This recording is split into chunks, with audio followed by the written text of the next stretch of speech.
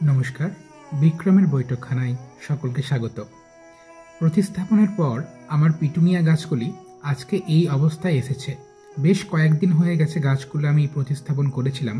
প্রতিস্থাপনের ভিডিও আমার এই ইউটিউব চ্যানেলে দেওয়া আছে। এখন এই পিটুনিয়া গাছের বিশেষ কয়েকটি দিক নিয়ে আলোচনা করা যাক। শীতের অন্যতম জনপ্রিয় একটি ফুল এই পিটুনিয়া গাছ। পিটুনিয়া গাছ প্রতিস্থাপনের পর 10 থেকে 12 দিন কেটে গেলে এই গাছ সরাসরি সূর্যের আলোই পছন্দ করে।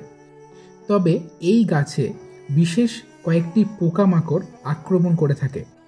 বিশেষ করে এমন ধরনের কিছু পোকা আছে পিটুনিয়া গাছের কচি পাতা কেটে খেয়ে যায় অথবা এই পাতাগুলো ফুটো করে দেয়, এবং আরেকটু বড় হলে এই গাছে পাতা কুঁকড়ে যাওয়ার একটা রোগ প্রবণতা দেখা যায়। সেই ক্ষেত্রে প্রফেক্স সুপার বা রগর যে কোনো একটা ইনসেকটিসাইড 1 ml পার লিটারে ভালো করে স্প্রে করলে এই সমস্যার হাত থেকে রক্ষা পাওয়া যাবে। এবং তাছাড়াও আপনারা জৈব কীটনাশক কাকা স্প্রে করতে পারেন 2 ml পার লিটারে। এবার আসি এই গাছের খাবারের ব্যাপারে।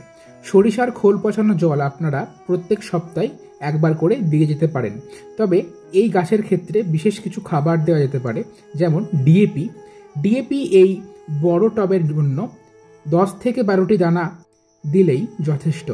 এবং ডিএপির পর এই গাছে আরেকটি খাবার দেওয়া যেতে পারে, সেটা হচ্ছে সরিষার খোল ড্রাই ডিকম্পোস্ট করা।